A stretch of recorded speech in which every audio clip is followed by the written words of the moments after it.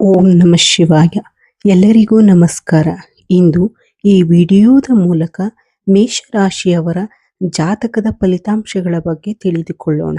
ಈ ರಾಶಿಯವರಿಗೆ ಜುಲೈ 31 ಶುಕ್ರವಾರ ಸಂಜೆ 4:50 ನಂತರ ನಿಮ್ಮ ಜೀವನದಲ್ಲಿ ನಡೆಯಲಿರುವ ಕೆಲವು ಘಟನೆಗಳನ್ನು ತಿಳಿದರೆ ನೀವು ಖಂಡಿತವಾಗಿಯೂ ಆಶ್ಚರ್ಯಚಕಿತರಾಗಿರುವಿರಿ. ಏಕೆಂದರೆ ಈ ಸಮಯದ ನಂತರ ನಿಮ್ಮ ಜೀವನದಲ್ಲಿ ನಡೆಯುವ ಕೆಲವು ಬೆಳವಣಿಗೆಗಳು ನೀವು ಊಹಿಸದ ರೀತಿಯಲ್ಲಿರುತ್ತವೆ. ನೀವು ಇದುವರೆಗೂ ಅನೇಕ ಪ್ರಯತ್ನಗಳನ್ನು ಮಾಡಿರಬಹುದು, ಹಲವಾರು ವಿಷಯಗಳನ್ನು ತಿಳಿದುಕೊಳ್ಳಲು ಯತ್ನಿಸಿರಬಹುದು. ಆದರೆ ಇದುವರೆಗೆ ನಿಮಗೆ ತಿಳಿಯದ ಕೆಲವು ಸತ್ಯಗಳು, ಕೆಲವು ರಹಸ್ಯಗಳು ಇಂದು ನಿಮ್ಮ ಮುಂದೆ ಬಹಿರಂಗವಾಗುವ ಸಾಧ್ಯತೆಗಳು ಹೆಚ್ಚು ಕಾಣುತ್ತಿವೆ. ಹಾಗಾದರೆ ಇಂದು ಸಂಜೆ 4:50 ನಂತರ ನಿಮ್ಮ ಜೀವನದಲ್ಲಿ ಏನು ನಡೆಯಲಿದೆ, ಯಾವ ರೀತಿಯ ಬದಲಾವಣೆಗಳು ಎದುರಾಗಲಿವೆ ಎಲ್ಲವನ್ನ ಈ ವಿಡಿಯೋದಲ್ಲಿ ಸಂಪೂರ್ಣವಾಗಿ ತಿಳಿಸುತ್ತೇನೆ. ಆದ್ದರಿಂದ ಈ ವಿಡಿಯೋವನ್ನು ಮಧ್ಯದಲ್ಲಿ ಬಿಡದೆ ಕೊನೆಯವರೆಗೂ ನೋಡಿ. ಆಗ ಮಾತ್ರ ಎಲ್ಲ ವಿಷಯಗಳು ನಿಮಗೆ ಸ್ಪಷ್ಟವಾಗಿ ಅರ್ಥವಾಗುತ್ತವೆ. ಈ ರಾಶಿಯವರ ಸ್ವಭಾವದ ಬಗ್ಗೆ ಹೇಳುವುದಾದರೆ, ನೀವು ಸಾಮಾನ್ಯ ಜೀವನವನ್ನು ಇಷ್ಟಪಡುವವರು. ಅನಗತ್ಯ ಆಡಂಬರ, ತೋರಿಕೆ ಅಥವಾ ವೈಭವದ ಜೀವನದ ಹಿಂದೆ ಓಡುವವರಲ್ಲ. ನಿಮ್ಮ ವ್ಯಕ್ತಿತ್ವವೇ ವಿಭಿನ್ನವಾಗಿರುತ್ತದೆ. ನೀವು ಒಮ್ಮೆ ಯಾರನ್ನಾದರೂ ನಂಬಿದರೆ ಅವರಿಗಾಗಿ ಕೊನೆಯವರೆಗೂ ನಿಲ್ಲುವ ಗುಣ ನಿಮ್ಮದು. ಅವರ ಕಷ್ಟದಲ್ಲಿ ಬೆಂಬಲವಾಗಿ ನಿಂತು ಸಹಾಯ ಮಾಡುವ ಮನಸ್ಸು ನಿಮ್ಮಲ್ಲಿರುತ್ತದೆ. ಮೇಷರಾಶಿಯು ಅಶ್ವಿನಿ ನಕ್ಷತ್ರ 1, 2, 3 ಮತ್ತು 4ನೇ ಪಾದಗಳು, ಭರಣಿ ನಕ್ಷತ್ರ 1, 2, 3 ಮತ್ತು 4ನೇ ಪಾದಗಳು, ಕೃತಿಕಾ ನಕ್ಷತ್ರ 1ನೇ ಪಾದ, ಒಟ್ಟು 9 ಪಾದಗಳನ್ನು ಒಳಗೊಂಡಿರುತ್ತದೆ. ಮೇಷರಾಶಿಯವರು ಅತ್ಯಂತ ಉತ್ಸಾಹಿಗಳು ಮತ್ತು ಧೈರ್ಯಶಾಲಿಗಳಾಗಿರುತ್ತಾರೆ.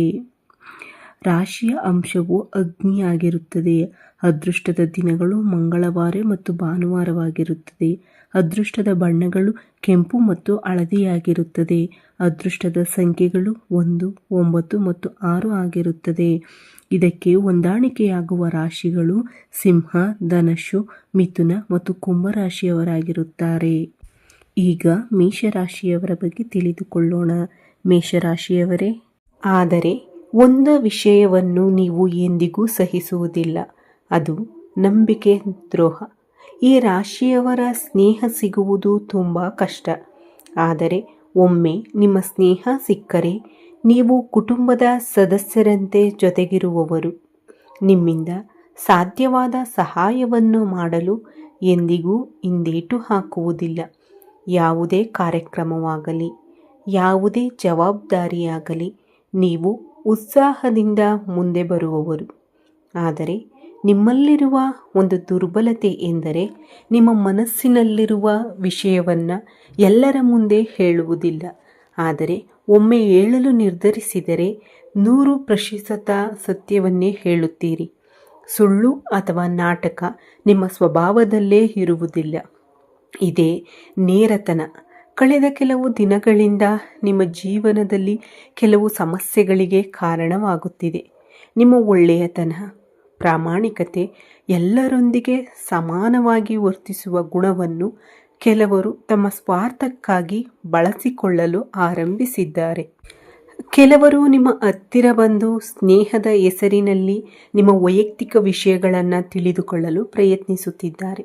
ನಿಮ್ಮ ಜೀವನಕ್ಕೆ ಸಂಬಂಧಿಸಿದ ಕೆಲವು ಪ್ರಮುಖ ಮಾಹಿತಿಗಳನ್ನು ಸಂಗ್ರಹಿಸುತ್ತಿದ್ದಾರೆ. ಈಗ ಅದೇ ವಿಷಯ ಮುಂದಿನ ದಿನಗಳಲ್ಲಿ ನಿಮಗೆ ತೊಂದರೆ ಉಂಟು ಮಾಡುವ ಸಾಧ್ಯತೆ ಇದೆ. ಈಗ ಮುಖ್ಯ ವಿಷಯಕ್ಕೆ ಬರೋಣ. ಇಂದು ಸಂಜೆ ಗಡಿಯಾರದಲ್ಲಿ 4:50 ಕಳೆದ ನಂತರ ನೀವು ಯಾರಿಗೂ ಹೇಳದ ಕೆಲವು ರಹಸ್ಯಗಳು, ನಿಮ್ಮ ವೈಯಕ್ತಿಕ ಯೋಜನೆಗಳು ಅಥವಾ ನೀವು ಗುಪ್ತವಾಗಿ ಮಾಡುತ್ತಿರುವ ಹೂಡಿಕೆಗಳ ಬಗ್ಗೆ ಒಬ್ಬ ವ್ಯಕ್ತಿ ಮತ್ತೊಬ್ಬರಿಗೆ ತಿಳಿಸುವ ಸಂಭವ ಹೆಚ್ಚು ಇದೆ. ನೀವು ಅವರನ್ನು ತುಂಬ ನಂಬಿರಬಹುದು. ಇವರು ಯಾರಿಗೂ ಹೇಳುವುದಿಲ್ಲ ಎಂಬ ವಿಶ್ವಾಸದಿಂದ ನಿಮ್ಮ ಕೆಲವು ವಿಷಯಗಳನ್ನು ಹಂಚಿಕೊಂಡಿರಬಹುದು. ಆದರೆ ಅದೇ ನಂಬಿಕೆಯನ್ನು ಅವರು ದುರುಪಯೋಗಪಡಿಸಿಕೊಳ್ಳುವ ಸಾಧ್ಯತೆ ಕಾಣಿಸುತ್ತದೆ. ಕೆಲವರು ಯಾವುದೇ ಮುಜುಗರವಿಲ್ಲದೆ ನಿಮ್ಮ ಎದುರೇ ನಿಮ್ಮ ವೈಯಕ್ತಿಕ ವಿಷಯಗಳನ್ನು ಪ್ರಶ್ನಿಸಬಹುದು. ಇನ್ನು ಕೆಲವರು ನಿಮ್ಮ ಬಗ್ಗೆ ನಕಾರಾತ್ಮಕವಾಗಿ ಮಾತನಾಡಬಹುದು. ನೀವು ಯಾರ ಬಗ್ಗೆ ಏನು ಯೋಚಿಸುತ್ತೀರಿ ಎಂಬ ವಿಷಯಗಳನ್ನು ಅವರು ಇತರರ ಮುಂದೆ ಹೇಳುವ ಸಾಧ್ಯತೆ ಇದೆ. ಆದರೆ ಇಲ್ಲಿ ಒಂದು ಆಶ್ಚರ್ಯ ಸಂಗತಿ ಇದೆ. ಈ ರೀತಿಯಾಗಿ ನಿಮ್ಮ ವಿರುದ್ಧ ಮಾತನಾಡುತ್ತಿರುವ ವ್ಯಕ್ತಿ ನಿಮ್ಮ ಹಿಂದೆ ಆಪ್ತ ಸ್ನೇಹಿತನಾಗಿರಬಹುದು. ಅವನೇ ಈಗ ನಿಮ್ಮ ಬಗ್ಗೆ ನಡೆಯುತ್ತಿರುವ ಕೆಲವು ಕುತಂತ್ರಗಳನ್ನು, ಇತರರು ನಿಮ್ಮ ಬಗ್ಗೆ ಮಾತನಾಡುತ್ತಿರುವ ಮಾತುಗಳನ್ನು ನಿಮಗೆ ತಿಳಿಸುವ ಸಂದರ್ಭವೂ ಬರಬಹುದು. ನೀವು ಆ ವ್ಯಕ್ತಿಯನ್ನು ತುಂಬ ನಂಬಿದ್ದೀರಿ, ಅವನ ಮೇಲೆ ಪ್ರೀತಿ ಮತ್ತು ವಿಶ್ವಾಸವನ್ನು ಇಟ್ಟಿದ್ದೀರಿ. ಆದರೆ ಕೊನೆಯಲ್ಲಿ ಅವನೇ ನಿಮ್ಮ ವಿರುದ್ಧ ಮಾತನಾಡುತ್ತಿರುವುದು ನಿಮಗೆ ದೊಡ್ಡ ಆಘಾತವಾಗಬಹುದು. ಇದಕ್ಕೆ ಮುಖ್ಯ ಕಾರಣವೆಂದರೆ ನೀವು ಕೆಲವರಿಗೆ ಅತಿಯಾದ ಹತ್ತಿರವಾಗಿರುವುದು ಮತ್ತು ಅಗತ್ಯಕ್ಕಿಂತ ಹೆಚ್ಚು ನಿಮ್ಮ ವೈಯಕ್ತಿಕ ವಿಷಯಗಳನ್ನು ಹಂಚಿಕೊಳ್ಳುವುದು. ಕಳೆದ ಕೆಲವು ದಿನಗಳಿಂದ ನಿಮ್ಮಿಬ್ಬರ ನಡುವೆ ಉಂಟಾದ ಭಿನ್ನಾಭಿಪ್ರಾಯಗಳು ಇದಕ್ಕೆ ಕಾರಣವಾಗಿರಬಹುದು. ಇನ್ನೊಂದು ಮುಖ್ಯ ವಿಷಯ ಏನೆಂದರೆ, ನೀವು ಬಹಳ ದಿನಗಳಿಂದ ಯಾರಿಗೂ ಹೇಳದೆ ಒಂದು ಹೊಸ ಕೆಲಸ, ವ್ಯವಹಾರ, ಟೆಂಡರ್ ಅಥವಾ ಹೊಸ ಯೋಜನೆಗಾಗಿ ಶ್ರಮಿಸುತ್ತಿದ್ದರೆ ಅದರ ಮಾಹಿತಿಯು ಇಂದು ಇತರರಿಗೆ ತಲುಪುವ ಸಾಧ್ಯತೆ ಇದೆ. ಆದರೆ ಇದರಿಂದ ನೀವು ಸಂಪೂರ್ಣವಾಗಿ ಹೆದರಬೇಕಾದ ಅಗತ್ಯವಿಲ್ಲ, ಏಕೆಂದರೆ ಈ ಘಟನೆ ನಿಮ್ಮ ಜೀವನದಲ್ಲಿ ಒಂದು ಎಚ್ಚರಿಕೆಯ ಗಂಟೆಯಂತೆ ಕೆಲಸ ಮಾಡುತ್ತದೆ. ನೀವು ಯಾರನ್ನು ನಂಬಬೇಕು, ಯಾರನ್ನು ನಂಬಬಾರದು ಎಂಬ ಸತ್ಯವನ್ನು ಇದು ನಿಮಗೆ ತಿಳಿಸುತ್ತದೆ. ಅದರಲ್ಲೂ ಒಂದು ಒಳ್ಳೆಯ ಸಂಗತಿ ಏನೆಂದರೆ, ಆ ವ್ಯಕ್ತಿಗೆ ನಿಮ್ಮ ಎಲ್ಲ ರಹಸ್ಯಗಳು ಇನ್ನೂ ತಿಳಿದಿಲ್ಲ. ನೀವು ಸಮಯ ಬಂದಾಗ ಹೇಳಬೇಕೆಂದುಕೊಂಡಿದ್ದ ಕೆಲವು ಪ್ರಮುಖ ವಿಷಯಗಳು ಇನ್ನೂ ನಿಮ್ಮಲ್ಲೇ ಉಳಿದಿವೆ. ಅವು ಅವರ ಕೈಗೆ ಸಿಕ್ಕರೆ ಮುಂದಿನ ದಿನಗಳಲ್ಲಿ ದೊಡ್ಡ ಸಮಸ್ಯೆಗಳು ಎದುರಾಗುವ ಸಾಧ್ಯತೆ ಇರುತ್ತದೆ. ಆದ್ದರಿಂದ ಇಂದು ಆ ವ್ಯಕ್ತಿಯ ನಿಜವಾದ ಮುಖ ಬಹಿರಂಗವಾಗುತ್ತಿರುವುದು ಕೊನೆಗೆ ನಿಮ್ಮ ಒಳಿತಿಗೆ ಕಾರಣವಾಗಬಹುದು. ಇಂದು ನೀವು ಸಾಧ್ಯವಾದರೆ ಕನಕದುರ್ಗ ಅಮ್ಮನವರನ್ನು ಭಕ್ತಿಯಿಂದ ಪೂಜಿಸಿ. ನಿಮ್ಮ ಮನಸ್ಸಿನಲ್ಲಿರುವ ಪ್ರತಿಯೊಂದು ವಿಷಯವನ್ನು ಎಲ್ಲರೊಂದಿಗೂ ಹಂಚಿಕೊಳ್ಳಬೇಡಿ. ಪ್ರತಿಯೊಂದು ರಹಸ್ಯವೂ ಒಂದು ದಿನ ಹೊರಬರಬಹುದು ಎಂಬುದನ್ನು ಯಾವಾಗಲೂ ನೆನಪಿನಲ್ಲಿಟ್ಟುಕೊಳ್ಳಿ. ಯಾರಾದರೂ ನಿಮ್ಮ ಬಗ್ಗೆ ತಪ್ಪಾಗಿ ಮಾತನಾಡಿದರೂ ಆತುರ ಪಡಬೇಡಿ, ಕೋಪಗೊಳ್ಳಬೇಡಿ. ಕಾಲವೇ ಪ್ರತಿಯೊಬ್ಬರಿಗೂ ಸರಿಯಾದ ಉತ್ತರವನ್ನು ಕೊಡುತ್ತದೆ. ನೀವು ನಿಮ್ಮ ಕೆಲಸದಲ್ಲಿ ಪ್ರಾಮಾಣಿಕರಾಗಿರಿ, ಸತ್ಯ ಮತ್ತು ನೀತಿಯ ಮಾರ್ಗದಲ್ಲಿ ನಡೆಯಿರಿ.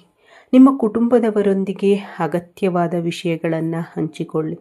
ಆದರೆ ಪ್ರತಿಯೊಬ್ಬರನ್ನು ಅತಿಯಾಗಿ ನಂಬುವ ಅಭ್ಯಾಸವನ್ನು ಸ್ವಲ್ಪ ಕಡಿಮೆ ಮಾಡಿಕೊಳ್ಳಿ. ಜಾಗರೂಕರಾಗಿರಿ, ವಿವೇಕದಿಂದ ನಿರ್ಧಾರ ತೆಗೆದುಕೊಳ್ಳಿ. ನಿಮ್ಮ ಜೀವನದಲ್ಲಿ ಒಳ್ಳೆಯದಾಗಲಿ ಎಂದು ಹಾರೈಸುತ್ತೇನೆ. ನಿಮಗೆ ಕನಕದುರ್ಗ ಅಮ್ಮನವರ ಮೇಲೆ ಭಕ್ತಿ ಇದ್ದರೆ ಈ ವಿಡಿಯೋವನ್ನು ಲೈಕ್ ಮಾಡಿ, ನಿಮ್ಮ ಸ್ನೇಹಿತರೊಂದಿಗೆ ಹಂಚಿಕೊಳ್ಳಿ ಮತ್ತು ನಮ್ಮ ಚಾನಲ್ಗೆ ಸಬ್ಸ್ಕ್ರೈಬ್ ಮಾಡುವುದನ್ನು ಮರೆಯಬೇಡಿ. ಇನ್ನೊಂದು ಹೊಸ ಮತ್ತು ಉಪಯುಕ್ತ ವಿಡಿಯೋದಲ್ಲಿ ಮತ್ತೆ ಭೇಟಿಯಾಗೋಣ. ಧನ್ಯವಾದಗಳು. ಈ ವಿಡಿಯೋ ವೀಕ್ಷಿಸಿದ ನನ್ನ ಎಲ್ಲ ವೀಕ್ಷಕ ಬಂಧುಗಳಿಗೂ ಹೃತ್ಪೂರ್ವಕ ವಂದನೆಗಳು.